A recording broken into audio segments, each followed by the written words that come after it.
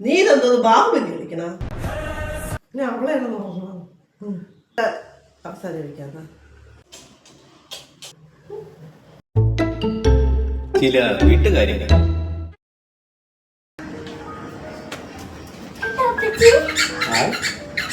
കൊള്ളാല്ല. കുട്ടിയോട് എന്തോന്ന് ചെയ്യുന്നു? സ്കൂളിൽ ഡാൻസ് എല്ലാം പ്രാക്ടീസ് ചെയ്തോ? അറിയാം, എന്നിട്ട് അറിയാം.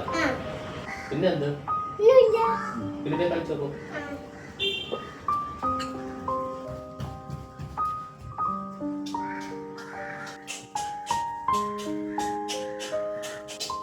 നിനക്ക് എപ്പോഴും ഡാൻസ് ചെയ്യണ്ടേ? പഠിക്കാനൊന്നും ഇല്ലേ നിനക്ക്? നിന്റെ അടുത്ത് പറഞ്ഞില്ലേ ഇപ്പൊ ഇരുന്ന് പഠിക്കേ? കുറച്ചെങ്കിലും എടുത്ത് വെച്ച് പഠിച്ചൂടെ? അവധി എന്ന് പറഞ്ഞ് എന്തോന്ന് എപ്പോഴും കളിക്കണോ? തെറ്റ് ടിറ്റു, നീ ചെയ്യുന്ന തെറ്റ്. നീ ഇതെന്തോന്ന് ബാഹുബലി കളിക്കണ? എന്താണ് എപ്പോഴും പടി പടി എന്ന് പറഞ്ഞാൽ പിള്ളേർക്ക് ഇത്തിരി റിലാക്സ് ഒന്നും വേണ്ടേ? ഈ അവധി ദിവസങ്ങളിൽ വേണോ പടി പടി പടി? അവൾ അത്യാവശ്യം പഠിക്കുന്നുണ്ടല്ലോ, പിന്നെ എന്താ? അവള് പഠിക്കലൊക്കെ ഉണ്ട്, ഇല്ലെന്ന് ഞാൻ പറയുന്നില്ലല്ലോ. അവൾ പഠിക്കലൊക്കെ ഉണ്ട്. പക്ഷെ എന്നാലും നമ്മളിങ്ങനെ കളിച്ചോണ്ടിരുന്ന ആ പഠിക്കണത് താന്നു പോവില്ലേ? ആ മാർക്ക് കിട്ടുമോ? ഈ കിട്ടണ മാർക്കും കൂടെ പോവില്ലേ? അങ്ങനെ ഒരു ടെൻഷൻ. അതുകൊണ്ട് പറയണത്. അതിന് മക്കള് കുറച്ച് കഴിഞ്ഞ് പഠിച്ചാൽ മതി. കളിച്ചോട്ടാ. ആ പൊക്കോ. പിന്നെ ഇടയ്ക്ക് നീ പറഞ്ഞാൽ കേട്ടോ, ആ കൊച്ചിനെ പോലെ പടി, ഈ കൊച്ചിനെ പോലെ പടി. എന്തിനാണ് ഇങ്ങനെ പിള്ളേരെ കമ്പയർ ചെയ്യുന്നത്? അത് ഞാൻ പറഞ്ഞു. ഞാൻ അങ്ങനെയൊന്നും പറയുന്നില്ല. നീ കള്ളം പറയരുത്, ഞാൻ കേട്ടതാണ്. എനിക്കതൊന്നും ഓർമ്മയില്ല. ഞാൻ എപ്പോ പറഞ്ഞത് എനിക്ക് ഓർമ്മയില്ല. പ്രത്യേകിച്ച് പിള്ളേരെ അപ്പനും അമ്മയും പറയുന്ന കാര്യങ്ങളെല്ലാം ശ്രദ്ധിക്കും. ഈ കള്ളത്തരവും അതിൽ വരും.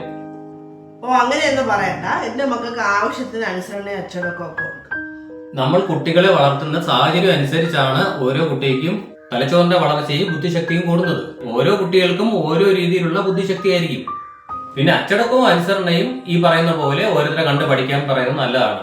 5 വയസ്സ് മുതൽ 15 വയസ്സ് വരെയാണ് ഒരു കുട്ടിക്ക് അച്ചടക്കവും അനുസരണയും പരിശീലിപ്പിക്കേണ്ടത്. അതും അപ്പനും അമ്മയും വീട്ടിൽ എങ്ങനെ പെരുമാറുന്നു അല്ലെങ്കിൽ എന്ത് ചെയ്യുന്നു അനുസരിച്ചാണ് പിള്ളേർ കണ്ടു പഠിക്കേണ്ടത്.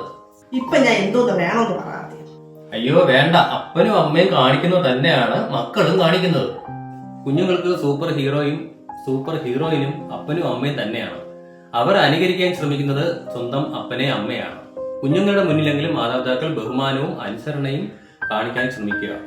ഈ ഒരു പ്രവൃത്തിയിലൂടെ നമുക്ക് പുതിയൊരു അനുസരണയുള്ള, അച്ചടക്കമുള്ള, നന്മയുള്ള ഒരു തലമുറയെ വാർത്തെടുക്കാം. ഈ ഒരു നല്ല ചിന്തയോടെ ഇന്ന് നമുക്ക് ഈ വീഡിയോ അവസാനിപ്പിക്കാം. നന്ദി, നമസ്കാരം.